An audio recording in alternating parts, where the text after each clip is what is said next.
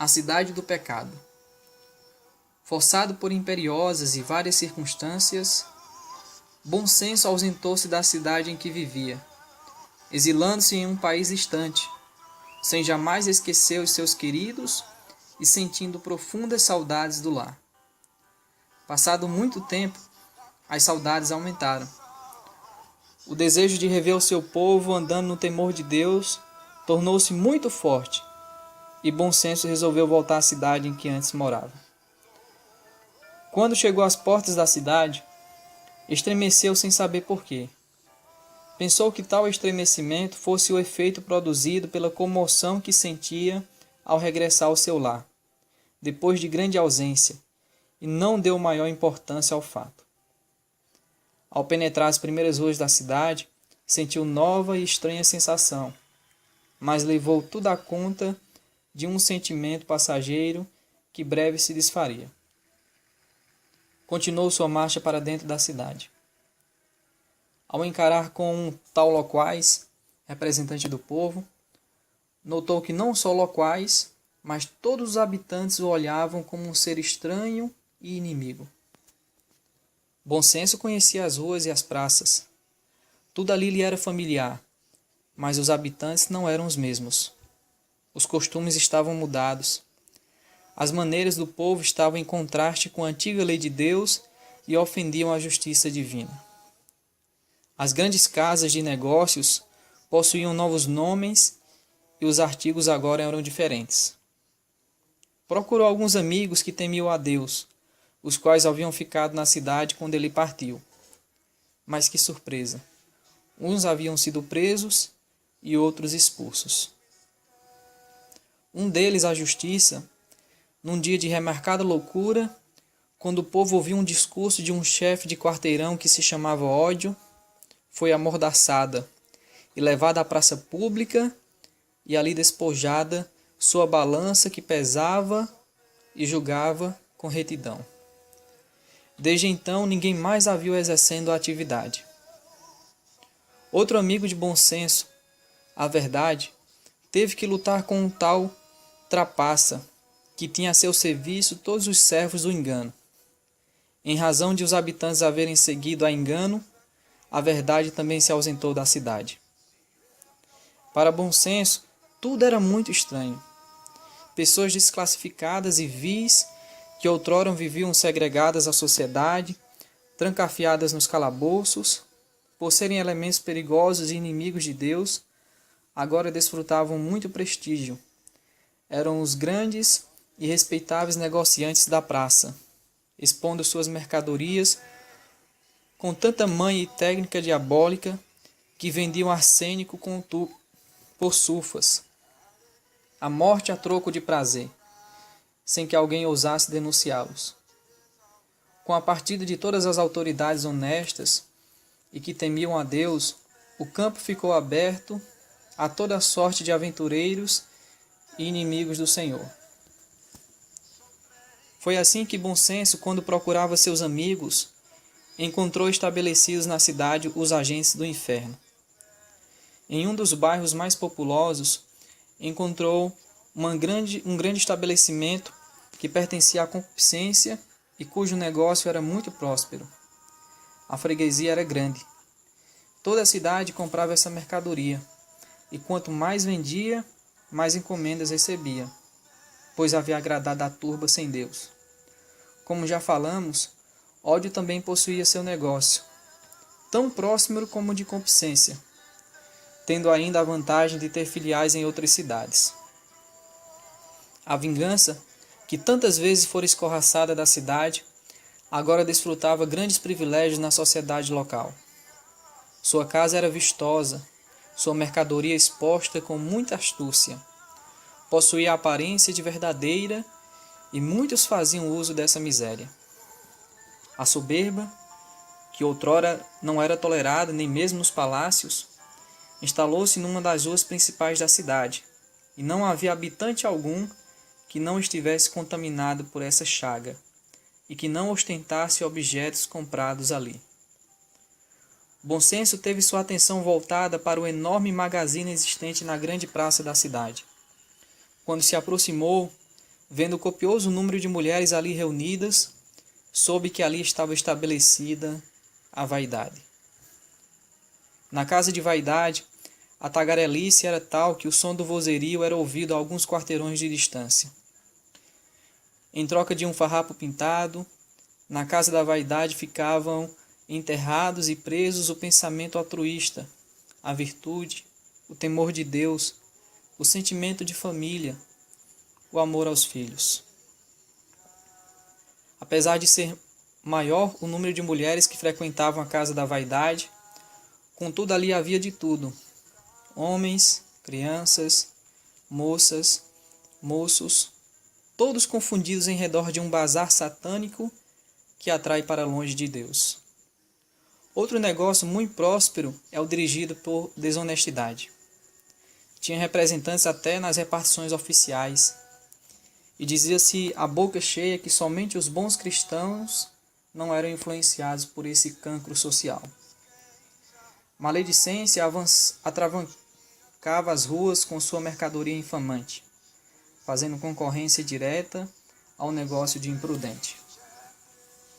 O prazer mundano possuía a maior cadeia de estabelecimentos no gênero, os quais funcionavam noite e dia, retendo escravizados os habitantes para que não pensassem em Deus e se convertessem ao Senhor.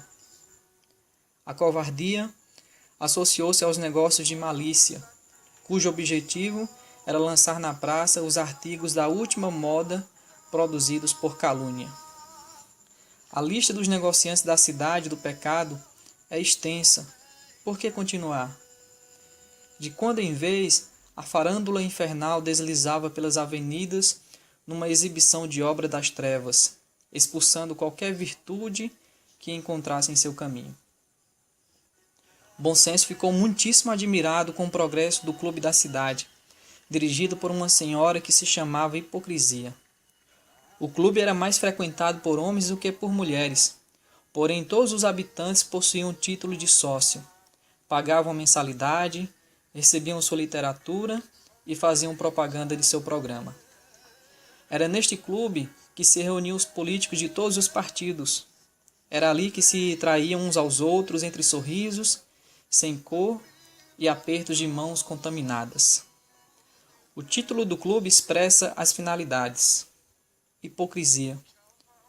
E os sócios, coerentes com os estatutos do mesmo, para serem bons sócios, eram grandes hipócritas, e os melhores, atraiçoavam os companheiros. Um dos negócios mais ativos na cidade pertencia a um sujeito que se chama embriaguez. O número de tabernas era tão grande que Bom Senso perdeu a conta das que viu. Em todas elas a frequência era sobremodo elevada. Em algumas o álcool fazia com que os fregueses que se excediam imitassem os suínos, não podendo suster-se em pé.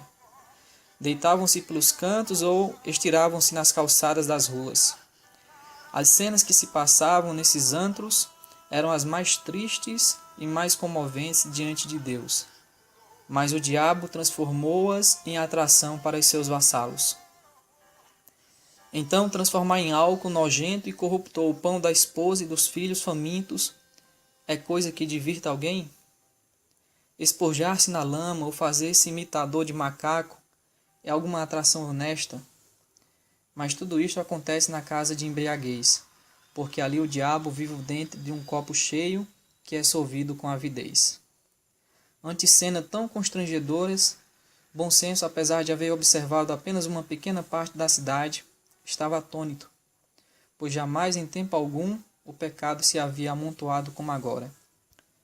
Estava resolvido a fugir daquela Sodoma, quando viu bem perto de onde estava o que lhe parecia ser um templo, e muita gente entrando e saindo do mesmo. Sem perder tempo, Bom Senso encaminhou-se para lá, pensando em encontrar ali pessoas que amassem a Deus, dispostas a recebê-lo. Fez algumas perguntas aos que entravam e saíam do templo, mas ninguém o entendia. Todos fechavam o semblante quando ouviam falar em Deus Pai, em Jesus Cristo, seu Filho, e no Espírito Santo. Por fim entendeu que aquela gente havia aprendido no clube da hipocrisia a usar uma capa que se chama religião, que se vendia ali, mas que não tinha relação alguma com o verdadeiro caminho da salvação. Aflito, Bom Senso quis saber que restaria dos cristãos que em tempo habitavam a cidade e que adoravam a Deus em espírito e em verdade. Dirigiu-se a uma senhora que passava na ocasião e perguntou-lhe se naquela cidade não morava algum cristão, se não restava coisa alguma do povo salvo. Mal-humorada, a senhora interrogada, que tinha por nome incredulidade, respondeu: Esse povo que o Senhor procura é composto de fanáticos. Noite e dia esse povo atormenta toda a gente, falando de Deus, do céu, das bem-aventuranças, cantando, louvando ao que eles dizem ser o Criador e afirmando que há inferno. Veja se é possível tolerar essa gente nesta cidade de costumes tão diferentes. Esse povo que o Senhor procura não pertence a esta cidade. Eles mesmos proclamam essa verdade, dizendo que são peregrinos, que estão de passagem para a pátria celestial. Se não fosse o fato de estarem de passagem, como dizem, já as teríamos apedrejado. Mas como esperamos que eles saiam daqui, só por isso os toleramos. Eles estão por aí. São poucos, mas ainda assim são demais para falar com tanta insistência numa tal verdade que ninguém deseja conhecer. Bom Senso tomou alento e regozijou-se por haver Deus conservado alguns que não se dobraram diante de Baal, e seguiu em busca de alguém que temesse ao Senhor. Aproximou-se de um rapaz e perguntou-lhe pelo povo cristão. O rapaz o olhou com admiração e disse: O senhor parece ser estrangeiro. Talvez não saiba que me chamam ateu e que, como todos os habitantes desta cidade, eu detesto os cristãos. Eles são conhecidos até pelo olhar. Siga até a Avenida da Graça e ali encontrará quem procura. Logo à entrada da Avenida da Graça, Bom Senso viu que alguém o olhava. E esse olhar fez-lhe pulsar o coração, logo que pousou sobre ele. Aproximou-se para fazer uma pergunta e teve a surpresa de ser entendido, pois ali falavam a linguagem dos anjos, tinham a comunhão do céu, estavam entre cristãos e podia dar expansão ao seu júbilo e cantar aleluias. A nova de que Bom Senso havia chegado correu célere de boca em boca e dentro de pouco tempo um culto em louvor a Deus se realizava pela chegada de um irmão. Agora, amigo leitor, ao chegarmos ao fim deste capítulo, talvez suponhas que o assunto seja apenas obra de fecunda imaginação ou coordenação de pensamentos que não passam do terreno da ficção. É possível que deseje saber onde está situada a cidade do pecado e se de fato existe essa estranha sociedade. Entretanto, basta olhar para as condições morais e espirituais da sociedade em que vivemos para você se certificar de que essa cidade está bem perto de ti. A cidade do pecado é um mundo sem Deus. São as nações que não praticam a justiça. São as cidades que recusam a mensagem de salvação. As vilas que rejeitam o Evangelho e os corações que se endurecem para Jesus e não querem pensar no país da bem-aventurança onde vive e domina a fé. Examina se o estado do mundo atual é melhor do que a descrição que fizemos da cidade do pecado. E verás que, em certos casos, a realidade é mais forte do que a descrição. A Cidade do Pecado, escrita por Emílio Conde.